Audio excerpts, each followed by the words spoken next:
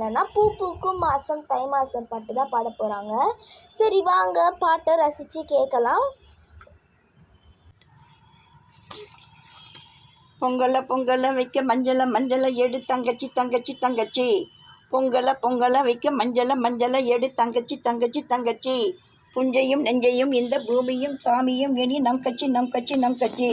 புஞ்சையும் நெஞ்சையும் இந்த பூமியும் சாமியும் இனி நம் கட்சி. பூ பூக்கும் மாசம் தை மாசம், ஊரெங்கும் வீசும் பூவாசம். சின்ன கிளிகள் பறந்து ஆட, சிந்து கவிகள் குயில்கள் பாட.